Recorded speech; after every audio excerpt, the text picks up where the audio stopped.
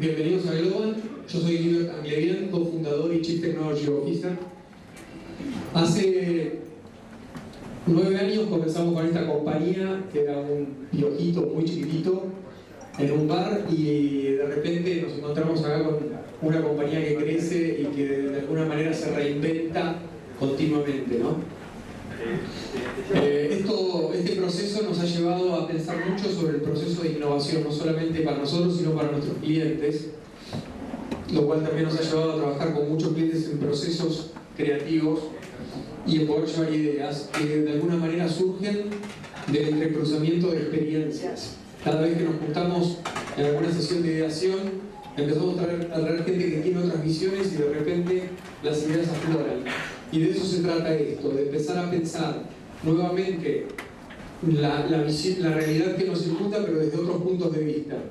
Por ese objetivo hemos tratado de crear una cultura donde toda nuestra gente puede innovar.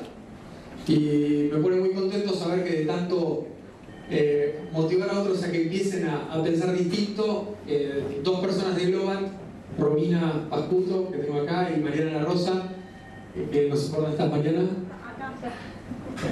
Hola. Un día salieron con la idea de mover un poco el avispero y decir vamos a pensar diferente, vamos a lanzar una campaña que nos recuerde que tenemos que pensar de formas distintas todo aquello que hacemos, desde cómo venimos al trabajo, cómo servimos a nuestros clientes, cómo desarrollamos software. Y lo que era internamente una iniciativa para nosotros, dijimos, ¿sabes qué? Estaría bueno abrirlo al público. Hoy entonces hacemos nuestro primer evento público, pero pensamos continuar con esto a través de diferentes ciudades donde estamos. Y para esta oportunidad este tipo de eventos van a versar sobre innovación, creatividad y tecnología. Y vamos a tratar de traer gente interesante que nos preste un poquito su tiempo para poder conversar sobre temas que por ahí nos hagan ver otras realidades. En el día de hoy hemos traído una lista de speakers súper interesante, a los cuales les agradezco muchísimo por venir. Tuvimos de último momento, Mariano Sigman nos llamó, nos dijo, tengo un problema inesperado que realmente le impidió venir, y tenemos a Robert Murray que ofreció a venir y a contarnos una historia muy interesante. Así que hoy vamos a empezar con esto y con 3 charlas que realmente creo que van a ser muy enriquecedoras. Durante el día vamos a tener a Pablo Brenner. Pablo es la cabeza de Globant en Uruguay, pero además es el co-creador del estándar Wi-Fi y nos va a estar contando su experiencia detrás de este proceso de creación de un estándar. También vamos a tener a Ivan Henshaw-Platt, que fue uno de los creadores de Twitter, y nos va a contar cómo fue el proceso de descubrir Twitter, cómo lo que a veces uno piensa que fue una idea brillante, en realidad es un proceso bastante más complicado que eso.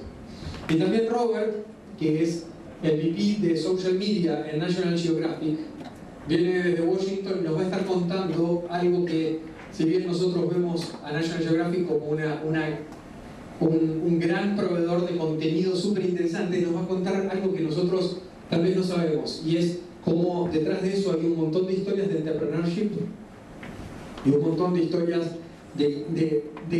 hay un montón de storytelling y hay mucho de social media. Así que sin más voy a darle el paso a Pablo para que nos cuente sus experiencias, y después al finalizar este evento vamos a tener un happy hour. Gracias.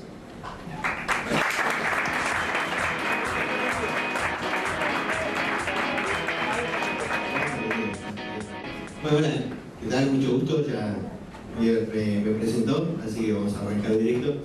La idea un poco es contarles mi experiencia, que tuve la suerte de... ¿Me escuchan bien? Sí. La suerte de participar del estándar de Wi-Fi. Es interesante que recién ahora, como 20 años después, casi más o menos, uno empieza a tomar la dimensión de lo que era, un poco poniéndonos en contexto. A ver, bueno, cuando empezamos con el tema de Wi-Fi estábamos hablando de... Pasamos. Era por allá. bueno, esto para... A ver, gente en Uruguay es bastante descreída y algunos decían, Pablo, de verdad, esto es puro verso, nosotros acá, acá dice, cuando se aprobó en el 97, estos eran los votos primeros, acá dice Pablo Brenner. En verdad es otro, pero como tengo el mismo nombre, me subí acá. No, pero básicamente, un poco contarle la historia, un poco arrancando con la parte personal. Yo soy uruguayo, a los 19 años, por allá por el 83, decidí irme a estudiar a Israel, a una universidad bastante famosa allá que se llama Technion, que es un poco como el MIT de Israel, que de verdad tiene mucho vínculo con el MIT. Un poco me fui porque primero me quería ir de Uruguay, era época de dictadura y estaba bueno ir a otro lado. Pero más allá me gustaba el tema de tecnología y la diferencia de ese momento era bastante abismal con lo que podíamos.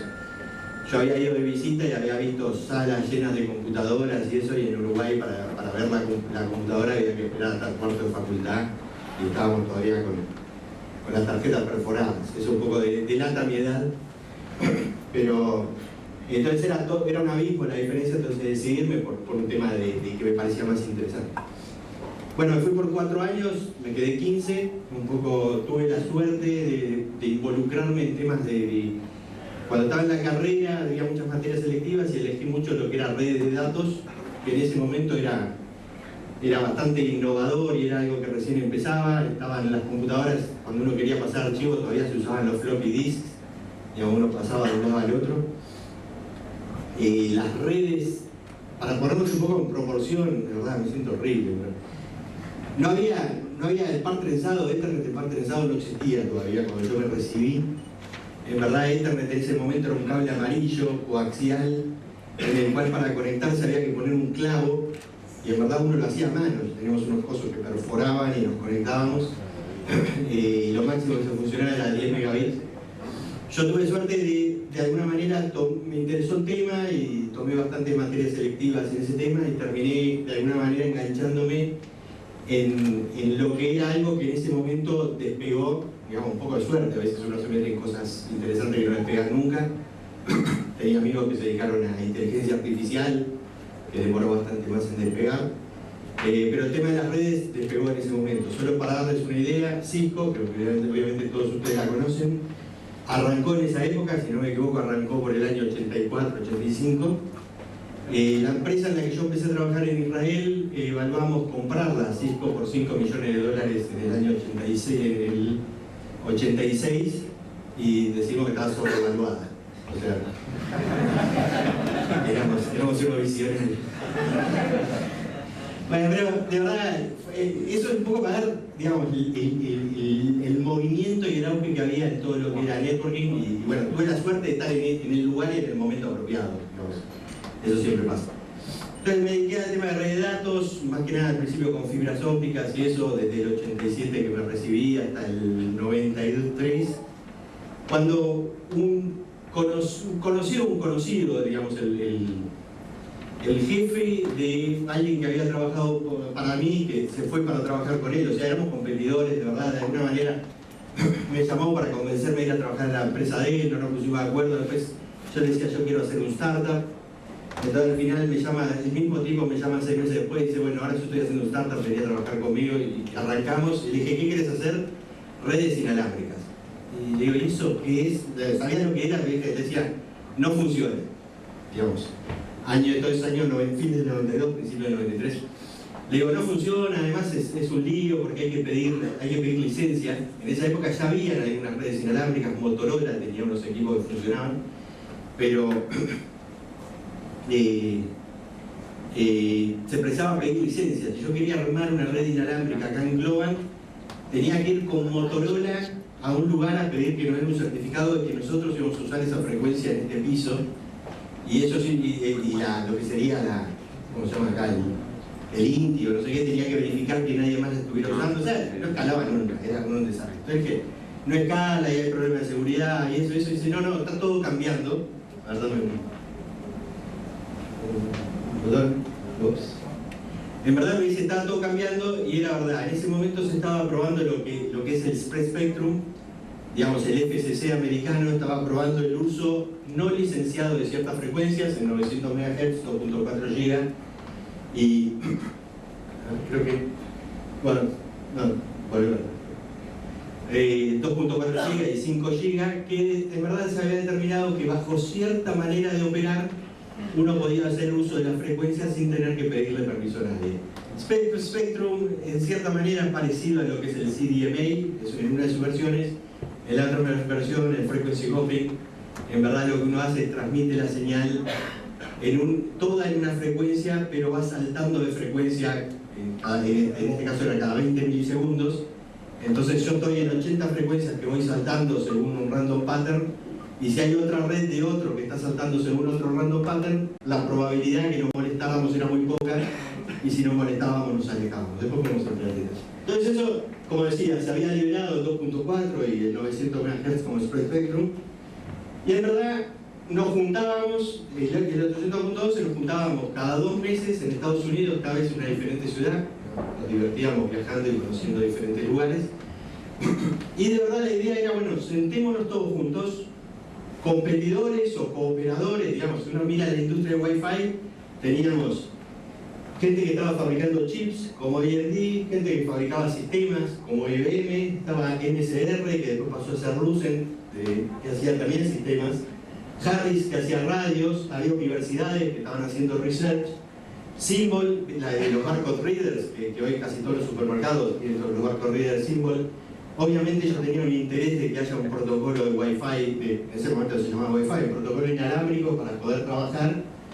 Circom, no sé, otra vez, depende de la edad de algunos se acordarán, una empresa Circom muy exitosa en su momento, que eran los primeros que hacían, cuando no había USB, los primeros adaptadores que eran por el puerto paralelo de las notebooks para poder conectarse. Apple en su momento al principio tuvo bastante interés.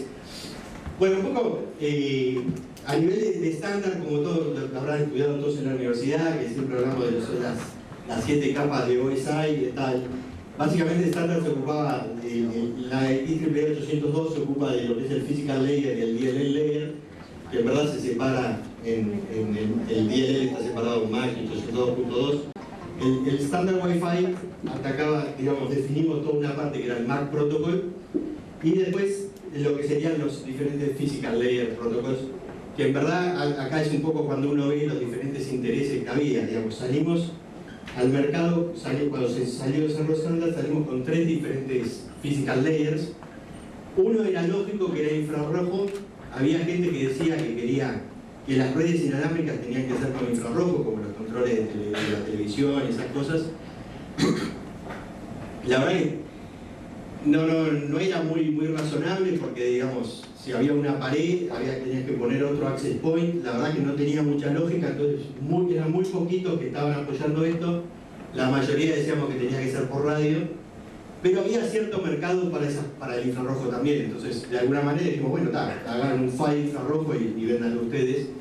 La principal aplicación que tenían ellos, que era interesante, era para sistema financiero, porque ellos decían, si estoy en un lugar, en un banco o en alguna cosa, lo único que tengo que hacer es cerrar las cortinas y nadie me puede capturar la información que transmito. Digamos, es interesante, es una visión un poco diferente de la que teníamos los demás. Frequency Hopping y Direct Sequence son dos maneras diferentes de Spread Spectrum. Como decía, Frequency Hopping se salta de frecuencia en frecuencia, Direct Sequence se divide la señal tipo CDMA en 11 diferentes chips, se transmite simultáneo en varias frecuencias, codificada, de tal manera que si llega solo parte, se reconoce la señal también. Las dos trabajaban en la misma frecuencia, 2.4 GHz. Es totalmente ridículo que haya dos files diferentes en la misma frecuencia, y mucha gente nunca entendió por qué. La razón es que nunca nos pusimos de acuerdo. Vivimos durante años, nosotros éramos creyentes de Frequency Hopping, era tipo religioso el debate. Yo creo en esto, vos crees en esto, y veníamos cada 2 meses, cada uno traía papers de por qué el mío era mejor que el tuyo. Y el estándar no salía, hasta que un día dijimos, bueno, salimos con los dos, sí que decía el mercado, ganaron las elecciones. Pero no tenemos mucho. No, acá, en verdad todo esto hay muchas anécdotas, ¿no? Uno de los que trabajaban en estándar, Phil Bellinger, estaba trabajando en una empresa, era Circom, y era un gran creyente de Frequency Hopping. Era con nosotros el que iba todo el tiempo, y peleaba por el frequency hopping. Y en un momento se cambió de empresa y pasó a otra empresa que se llamaba Aeronet y desapareció un poco, nunca más lo vi, no sé qué, me lo encuentro después en una exposición y estaban lanzando un equipo de Direct Sequence a 11 megabits. Digamos, el Direct Sequence al principio era 1 y 2 megabits, el frequency hopping era 1 y 2 y 3 megabits y ellos lanzaron un equipo, el primer, lo que es el 802.11b, 11 megabits, los primeros que sacaron un producto al mercado fueron la gente de Aeronet y el gerente de producto era Phil. Entonces estábamos en una exposición donde ellos estaban lanzando el producto, lo agarro y le digo, che Phil, ¿no sabes que esto es una porquería? Y me dice, Pablo, yo sé que es una porquería, vos sabés que es una porquería, pero para todo el mundo 11 es mucho mejor que 3. Digamos, para participar en un Standard AAA, lo único que hay que hacer es ir. Nadie, digamos, ni siquiera pasas una entrevista, nadie te pregunta nada, no sé, ni te preguntan qué sabes. Digamos, yo podría ser un abogado, voy, me siento ahí y nadie me pregunta nada. No solo eso, voy 2 veces seguidas, ya soy votante, ya soy voting member, digamos. Supongo, la verdad, no estuve revisando, yo hace ya como 10 años que no voy, pero no creo que haya cambiado, es simplemente ir y ser consistente yendo y de verdad sos y apareces en la página esa primera que puse en la lista. De verdad yo puedo mostrar ahí de la lista que debe haber unas 70, 80 personas, deben haber 30 que nunca abrieron la boca. No sé ni qué idioma hablaban, porque nunca abrieron la boca, los tipos estaban sentados y no hacían nada. Nosotros siempre nos reíamos que había doers y goers, ¿viste? Digamos, había gente que venía, ¿viste? Está. Nunca sabíamos para qué. Pero entonces, eso es importante porque nosotros como empresa éramos un startup que recién empezábamos. En un momento teníamos 4 personas trabajando y los 4 éramos voting members de esto y estábamos ahí. La gente, de verdad, nosotros teníamos 4 y por ejemplo IBM tenía 6, Lucent tenía 5 y Apple tenía 1. O sea, nosotros éramos unos poderosos. Cuando la gente nos preguntaba cuánta gente teníamos en la empresa, no somos tantos, ¿viste? Era el secreto mejor, ¿verdad? Es que estaba en empresas cerradas, estábamos todos los 4 en la reunión. No había ni siquiera atender el teléfono, digamos. Pero nos permitió de alguna manera, y de verdad éramos, no solo íbamos, sino que aportábamos mucho, digamos. Naftali, que era nuestro CTO, lideró mucha parte de lo que es el physical layer de frequency hopping, yo lideré mucha parte de lo que era el Mac, presentábamos todos los meses cuando veníamos, presentábamos algo y conseguimos posicionarnos como gente que sabía. Después los mismos competidores, y a veces no todos eran competidores, por ejemplo Boeing, eBay, digamos, empezaban a vernos como diciendo, estos saben de eso y es una empresa en serio. Y es una inversión muy chica relativamente para un startup, de verdad, era viajar cada 2 meses, después de un tiempo no íbamos los 4, iba uno, nos íbamos turnando para no perder los voting rights, y la verdad de alguna manera los que más íbamos éramos Stan y yo íbamos. Entonces en verdad no era un gran gasto y nos ayudó a posicionarnos de una manera muy interesante. Incluso después en un momento nosotros lo único que queríamos hacer era access points, nosotros no queríamos hacer lo que era PC cards en esa época, los PCMCIA, porque no queríamos hacer primero porque no sabíamos hacer, entonces, digamos, porque había que hacer muchos drivers, era una época que ni siquiera, no todo era TCP/IP en el mundo. Microsoft tenía lo que se llamaba NetBIOS, Apple tenía lo que se llamaba AppleTalk, había un protocolo IPX de Novell, entonces hacer drivers era de verdad una cosa complicada, entonces nosotros no queríamos hacer access points, que era mucho más, era un bridging equipment que era lo único que yo sabía hacer de antes, ¿no? La realidad. Digamos, algunas cosas interesantes que muchas veces la gente dice, bueno, ¿cómo? Ya termino, ya está. Digo esta frase y me voy. Muchas veces la gente pregunta, ¿cómo hacemos para converger? Es muy difícil el tema de tanta gente con tantos intereses tan diferentes llegar a algo que converja y que de verdad, bueno, como decía, por un lado, en verdad no estábamos solos en el mundo, había competidores, había otros estándares trabajando en paralelo, había, digamos, estaba Hyperland, un estándar europeo que estaba haciendo cosas parecidas y amenazaba bastante con salir primero al mercado y capturar market share. Corríamos el riesgo de que una empresa privada diga, me cago en los protocolos y yo salgo y capture cierta parte del mercado y de verdad nosotros, de verdad todos por pelearnos nosotros quedamos afuera, entonces de alguna manera hay una cierta convergencia y había un procedimiento interesante que es, las cosas de procedimiento se votaban por mayoría del 50%, las decisiones técnicas se votan generalmente por mayoría del 65%, entonces de alguna manera había una cierta esteresis en el proceso. Si vos conseguías que la gente vote una parte técnica que entraba al estándar, era muy difícil que después alguien junte de vuelta el 65% para dar la vuelta, y eso generaba una cierta convergencia. A través de toda tu experiencia, ¿qué recomendación le darías a la gente joven para poder identificar oportunidades de desarrollo y de negocio? Yo digamos, ¿Por qué las viviste? es difícil, ¿no? Ahora, una de las cosas que siempre digo es: desarrollen cosas pensando en cosas que ustedes usarían. Digamos, apunten a cosas que ustedes usarían. Digamos, la única manera, es muy difícil conocer un usuario que uno desconoce, digamos. Pero si yo, Wi-Fi, yo en un momento, para eso será obvio, y de verdad tengo presentaciones de allá por el 93, 94, diciendo: la gente se va a conectar con los notebooks en los aeropuertos al Wi-Fi. Y la gente decía: ¿se va a conectar a qué? O sea, no sabemos. Se va a conectar. Digamos, en un momento salimos, de verdad, cuando uno lo ve ahora se ríe, pero en su momento era medio patético, porque habías desarrollado la tecnología, eras líder, eras primero, y el mercado estaba bravo. Entonces salimos a vender a hoteles. Y bueno, la gente va a querer conectarse a sus redes por VPN, tipo VPN, que ya había, con una notebook wireless en el hotel. Hacía sentido. Ahora, en esa época no había USB, los notebooks no traían integrado el Wi-Fi, entonces en verdad había que poner un PCMCIA card que había que instalarle drivers. Entonces teníamos hoteles que nos habían comprado los access points y tenían todo, y vos llegabas al gente y decías: tenemos conectividad inalámbrica, ¿quiere? Sí. Bueno, denme su notebook que le instalo los drivers. Y la gente decía: estás en pedo, yo que pedí mi notebook al tipo que te hacía el check-in, ¿viste? Entonces, digamos, no sé, fue un mercado que hasta que no entró Intel y eso no se desarrolló, pero siempre, y a veces uno le pega y a veces no le pega, ¿verdad? Como yo tengo la experiencia